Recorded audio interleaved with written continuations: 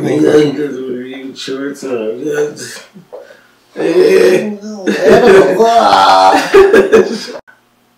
welcome to another episode of Ballistic reviewing some of your favorite movies and things that are coming out right now.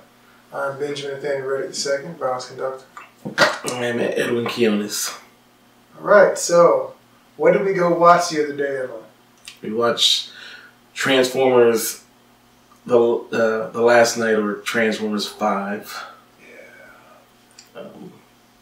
Whatever. I guess that's what. I don't think they're calling Transformers 5. I think they call it Transformers the last night. Anyway, it doesn't matter. It's the 5th one. And for me, this isn't a review. I don't review movies.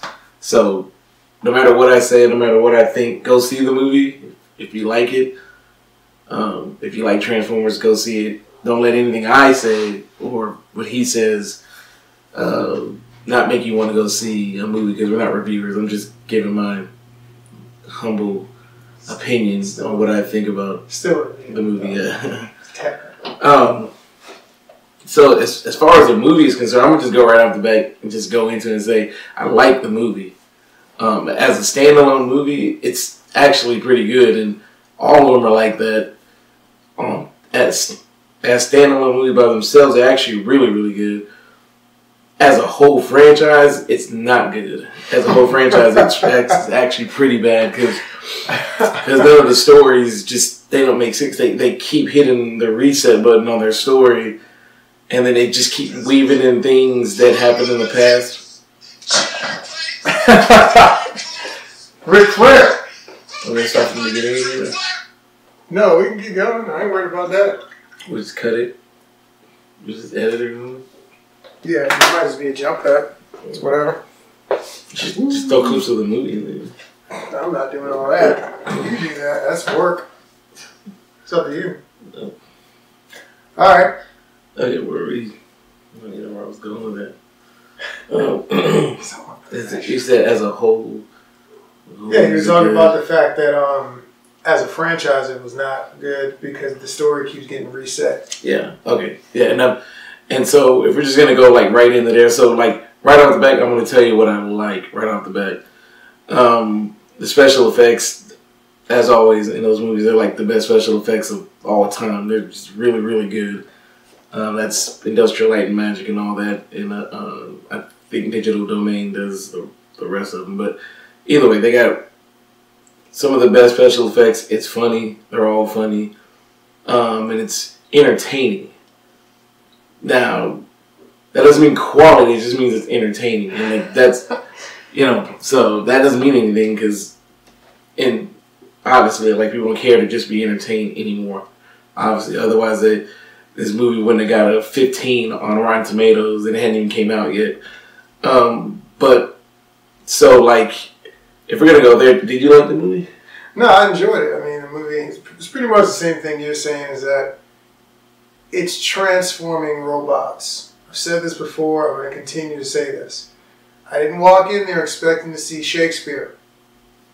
I didn't. I did not. So I knew I was going to watch robots. I remembered the other movies I watched in the series, and I was like, yo, they kind of slipped up on the last couple of them, so I know what to expect out of a movie like this. It's not heavy drama. It's going to have some little moments in it. It's going to have a whole lot of comedy in it. I was prepared to be entertained, and I was entertained. So I consider that a successful and I'm also a huge Michael Bay fan. I think he makes, like, really, really, really... One, he shoots probably the best action that probably... Him and his crew, whoever, they shoot and get the best action I've seen in a long time. He can do that no matter what, from Bad Boys 2 to Transformers to anything. It's always good. The shots are always pretty. Everything is always that. Yeah. And for people to say, well, it's all like explosions, where there's movies like Pain and Gain that let you know that, yes, he can tell a story and it's whatever. Then there's only so many, they like to point out like Transformers and Pearl Harbors, but those are like some of the movies, and they don't point out the other ones. And I'm like, well, for the most part, he just makes regular films, and they're like okay to good. So I'm a fan of Michael Bay movies, and I think most people are. They just hate to admit it that they are at this point. But anyway, there's a prevalence of Michael Bay hate out there. If we're gonna talk about what I didn't like, which would be like the actual story, and it's not necessarily the story that they have. The story that they have is interesting about the knights and magic and Merlin and Lancelot. That's actually pretty good, and dragons and all this other stuff. That's actually pretty good. It just doesn't fit with anything else that happened to begin with. And then Age of Extinction did the same thing. Their story doesn't fit what happened in the first three. In the third movie, their story didn't fit what happened in the first two. And the second one only kind of fit in what happened in the first one. So it just doesn't. I mean, they literally, like, I don't know who's not reading the script or if the writers didn't watch the first movie, because the opening monologue from the first movie set up the whole entire franchise on how they got made, why they actually came to Earth in the first place, and their whole mission. And the next 5 movies, they came up with 5 different origin stories of why they're actually here and who knows about them. So I just thought that was just kind of bad. And you know, and there's things that happened in the first one, and they bring up again in the 5th one, like Bumblebee getting his voice back at the end of the first movie. He gets his voice back. He speaks to Optimus Prime. And then in the second one, they go back to the radio thing. In the 5th one, they bring up that Mark Wahlberg was gonna vow to bring his voice back. When he told him, "Oh, you're gonna speak again. I promise you." And I was like, "Well." Then you just have to go back to the first one and be like, "Why even? This shouldn't even be a plot point at all because he should already have his voice back already." So it's things like that probably most people don't care about, and I just gotcha. I'm nitpicking. Well, you also said you had an issue with the fact that Bumblebee is essentially Hot Rod. Yes, that and the other letdown of the movie are the robots. Personally, they're none of my favorites are in there besides Optimus Prime.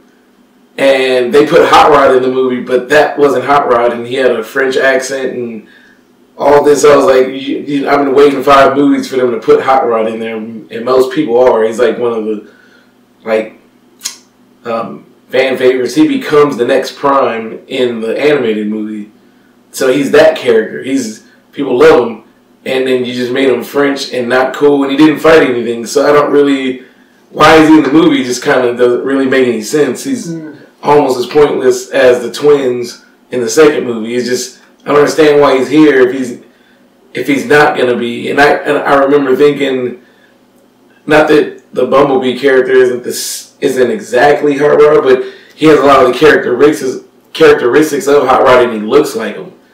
They just call him Bumblebee, and I was like, well, really, that's Hot Rod. He's that's who he most resembles. So why not just make him Hot Rod? You know, nothing wrong with Bumblebee, but I mean, you know, so. But it'd be different if they just had Bumblebee and a Hot Rod in there. But the one that they had in the 5th one was just not. And then the rest of them are Decepticons and Autobots that I just don't remember, and I don't really care about. So all the ones that were like fan favorites are all gone, and Ironhide and all these other people. I mean, all these other robots, they're all gone. Devastator, Starscream, they're all dead, and they replaced them with people that are like, well, I mean, nobody really cares about these robots, and then they don't even. I can't even tell who they are because they don't look probably anything like what they look like in the back of the day. But you know, I guess only Optimus Prime is the only one that actually looks like the old one. And one of the things that's cool about Optimus Prime and Megatron and the classic characters is that most of them are just normal characters, or I mean, they're regal, but like they're normal characters, right? And so if you look at like Cybertron, you got gladiators and whatever. It's basically like Rome kind of deal with the Colosseum, whatever. So the way they talk, the way they act makes sense. If you look at the people in the new ones, they're so urban Some of them are so like stereotypes of like the punk rock, of the hood black dude, of like this. The stereotypes are so strong. It's like, well, where would you have even gotten that besides from Earth? Like you have a nose ring. You know what I mean? Like what? Yeah. See, they had like nose ring. One dude had a grill. Like it's a robot with a gold grill. Why? Like I don't understand why. I don't feel like that was a necessary thing in the film. I did, again, like we said, I did enjoy a whole lot of the movie. A lot of swearing in that one. I say, children. He didn't like the kids swearing. I didn't notice it that much, but now that I'm thinking about it, I guess you don't want kids swearing. Yeah, little brats swearing that much. Little children. Like he's like 7, 10. The girl's 16. You know what I mean? So I get that. Golly, man. Like, just seriously, is that serious? I will say I had fun. The beginning is kind of fun too. They have a little love story in there. Mark Wahlberg finally, getting some play or whatever. The chick that they have playing, the new Megan Fox for this one, basically, it doesn't make a whole lot of sense. I'm glad that they made a mention of it in the script, in the story, because she's like a Oxford professor, yada yada yada, and you see her running to this thing. I'm like, oh, she's a college student. She's late for class.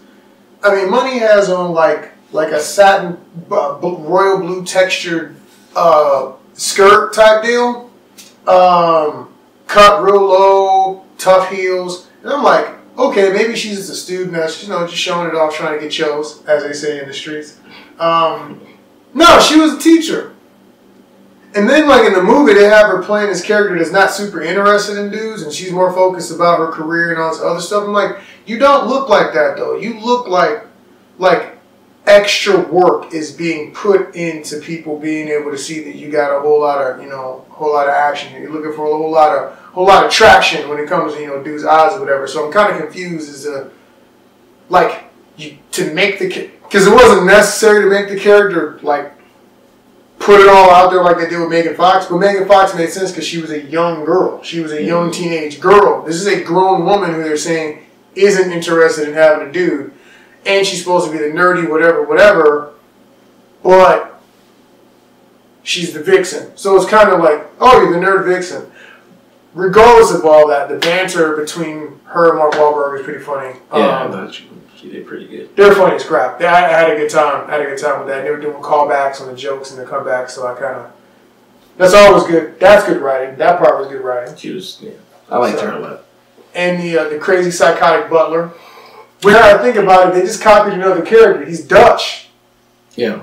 He's robot Dutch. Yep. Wow. Just caught that now. Who I wish was in this one. But Dutch was amazing. John Turturro was in it, so that was good. But we miss you, Dutch. Yeah, Dutch wasn't in the movie, and I actually liked him. I actually wish they had brought back a lot more people. I like Anthony Anderson, the first one. I forgot about. I like just a lot of people that were in the. I like Charlie Buck. I like Charlie Buck either. I wish they had brought back, because they brought back Josh Duhamel, who I liked a lot, and then if they had brought back, because Charlie Buck doesn't have to be in the whole movie. He could have been like John Turturro, where it was just a couple of scenes, but they're like really, as far as the movie concerned, they needed him in the movie actually, but not for the whole thing, just for a couple scenes and everything like that. So, but okay, so on the other stuff though, we'll get to some of the specifics. So on the stunts, I have to rate the action. The stunts were pretty good. They had people falling all over the place. From like 10 seconds into the movie, there were explosions and stuff blowing up. People get thrown all over the place. So again, I always appreciate them keeping stuntmen working. We appreciate that. We appreciate the work. So that part was good. A lot of slow motion. Had a lot of burns. People getting set on fire. Craziness. And so people got laid out this entire movie, which was dope. What did you think about the stunts? Any thoughts on that? Stunts, it was good. It was like it's a Michael Bay movie, so people are gonna get blown up and they're gonna get tossed around. And if I remember correctly, they make the robots kind of like some of it's like the suits or whatever. I believe that's how they do it. So now motion capture. So I'm assuming they're keeping stunt people employed that way too. So it's not all like a CGI thing. Like sometimes you can look at the robots fighting and you can tell that it had to be a person in the suit doing that move because it just looks too real. The actual move itself, but the whatchamacallit battle was pretty good, which I don't know if it was there's a part, actually I don't really know what was happening. Actually, they were on a ship and I think it got into the sky and they were having like an aerial battle. And that was pretty good, but I couldn't quite tell what was going on. It just looked really pretty. And things are just things are just exploding around. But it was fun to look at. I could have just watched it because I was like, I don't know what's going on, but I know there's explosions and there's just two sides fighting, and I don't know where the bullets are coming from or the lasers, and I don't really know who's shooting at who. But that was good. It looked good and it was fun. I was like, because so far I don't think at all the scenes that I had were, because I'm talking about the ones, not with the robots, but the ones where there's robots and the humans are having to come in and do something. Nothing topped so far the scene in Dark of the Moon where they had the bodysuits. That was one of the best things I've ever seen in my life. I love that scene. I was like, so it was good. This one I think topped that one. Because it was the humans coming in having to do something to help the robots. It was one of those scenes. And I think this one topped that one. Which is good, because outside of that, they don't do that, then there's no point in having humans in the movie at all. So that part's cool. And I know how much you hated the daughter and the Australian boyfriend in the last one. They're not in this movie, yes. Right?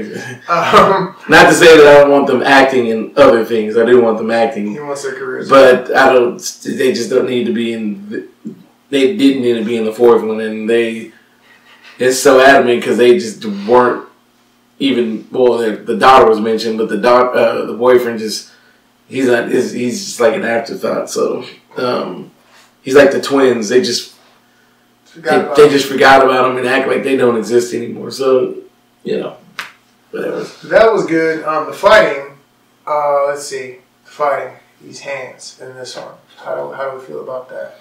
Any thoughts? There wasn't that much of it, actually. Surprisingly. Not as much as, there's no big one-on-one fight that happened. There was one that was in the trailer, but that wasn't how... It didn't play it the way the trailer played it out. It did not play out that way in the movie. It wasn't Bumblebee and Optimus Prime. Okay.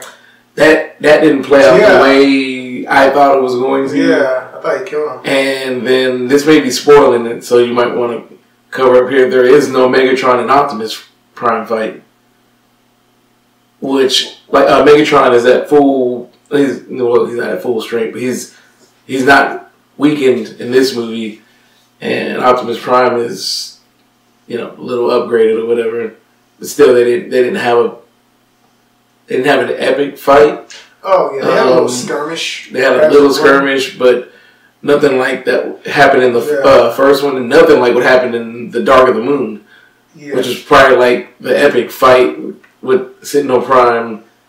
And Megatron and all that sort of stuff. So, but the fight scenes look good. With Optimus though, I will say that Bumblebee, he has a trick move he does in the beginning that I didn't know he could do, which is kind of dope. There's a lot of slow motion. This is one of those moments where a lot of human people go flying all over the place. It was kind of dope. When he fights Optimus Prime, I was like, yo, dude is scrapping. Like, he got all kinds of credit because Bumblebee was everything, kitchen sink. He was sitting there with the Marvel vs. Capcom combination. He was like 1, 2, 3, boom, you go distance, hit you with a projectile, follow that up, get back in with the combination. So he was like they were going at it. It wasn't as epic as the other ones we've seen Optimus Prime in, obviously, but it was pretty good. And I won't spoil this one either, but apparently Optimus Prime was watching like some old Bruce Lee tapes, martial law off of Tekken. John Sadberry's gonna like that part of the movie. He's gonna bring it up to us as soon as he sees it. Yep. He hit this dude with a 4-4 left kick. That's all I'm gonna say. And it was like and they did something in this movie. I don't even know if it's all that necessary, but they actually made it look like it could happen. Where Bumblebee he didn't have to. He was fighting soldiers, and he was doing like moves on them. He wasn't just knocking them out of the way. He was doing roundhouses and all this other stuff, and it actually looked pretty good. And it made I was just all of those soldiers were dead. But it was actually pretty. It looked good, anyways. Yeah. And the movie looked good, and the intros. Most people, if you care about that story at all, you're gonna be like, okay, well, that's a little out there. But the intro looked fantastic, though. It looked really, really good, and the whole premise behind the movie was really good. I was like, that's pretty cool that they've been here since the Dark Ages, but and then all these people throughout history knew about them, so it wasn't just Sector 7. But according to the first one, there's no way that ever could have happened anyway. It's really good. Whatever. But they got very confused about the Klan and the people who were in the secret organization. Yeah, and kind of threw me off. But I will say this also. One more thing on the fighting. There's a dragon. There's a dragon. And the dragon, as an attack at some point, just says, "Forget all the nonsense. I'm not blowing fire. I'm not whipping tails. I'm gonna just land." And I'm going to just commando roll on people, which I found to be refreshing. I found that refreshing. The T-Rex is in this one as well, and he's doing stuff. Yeah. He was a lot of fun as well. Grimlock was in this movie. The rest of them are not in the movie. They're gone too, just gone. Is that Tom Arnold? Tom Arnold, right? Who? Is Ironhide, or not Ironhide? He's I don't know who does Ironhide. No, somebody sounds like Tom Arnold. Whoever. No. That was Steve Buscemi was the collector person. Yeah, I'm talking about not him. I'm talking about the other guy, the gunner, the guy with all the weapons. Oh, I think it's John Goodman. Yeah, that's what I meant. John Goodman. Why did I say Tom Arnold? Who I love John Goodman. John Goodman.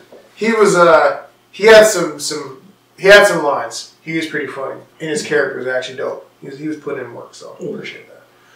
But beyond that, it was a good movie. Go see it. If you watch this video, comment on it. I want it, huh? Out of 5 blades. 5 blades. I get 3. 3 as a individual movie. I give it 3 as a sequel. I give it 1.5 as a sequel. But wow, that's rough. Just forget that you saw the other movie and just watch this one and count this one as the origin story. Don't count. Yeah, if you count this one as the first one, it's an origin story, then you'll be like, this is actually pretty good. That's fair. So I looked at it that way. So go see the movie. If you watch this video, just comment your thoughts. I'm pretty sure you guys have some different thoughts than we do because I've already been on some of the Facebook boards, and it's already been rough. It's all over the place. I will say one more thing that we kind of skipped over. You see in the trailer, Prime switches teams, whatever. His transition to and from are way too fast, and they seem like they cut weird when they were doing the stuff with him getting transformed. I was like, this is moving way too fast. I don't like something about it was awkward. It was kind of like that moment when Anakin Skywalker decided to be Vader, and he's like, I'm a tortured teen, and then suddenly I'm just going to murder children. It's kind of one of those moments, and it was a little awkward, but, whatever, maybe they ran out of budget or time. I don't know what happened, but I'm the same as you. I'm going to give it probably stunts. I would give it 3 out of 5. Had a whole lot, and they were consistent all the way through. I mean, it wasn't no freaking Mad Max or nothing, but it was good. The fighting, 3.5. I mean, it was mostly gunplay or whatever, but it was alright. I enjoyed it. It was fun. Plot, as a standalone movie, it's a 3.5. Once you pointed out everything, a 3 out of 5. Once you pointed out all the issues, kind of dipped a bit because I don't remember all that stuff. I wasn't a huge Transformers fan when I was a kid. I was watching kung fu movies when I was a kid. That's and Ninja Turtles. See, close enough. But I didn't really get into robots and mechs and all that. Even like with anime, I don't get into that stuff that much. But anyways, point is, it's a 3 out of 5. You'll enjoy the movie. It's a good summer movie. It's fun. It's Transformers. Like, they haven't let you down that bad. And if you watched 4 of the 5 movies thus far, clearly you're not that let down. Your Facebook page may say that you're down, and you may rage with all your little nerd friends about why this is an atrocity and a crime against humanity and a crime against mechs and Decepticons and Autobots combined. But you probably watched all the other movies, so you probably should watch this one too. Just saying. Anything else? Alright, again, it's Ballistic Blade Entertainment on some of your favorite movies and films in our little not reviews, but suggested or not suggested viewings, I guess we will call them. And we'll catch y'all next time.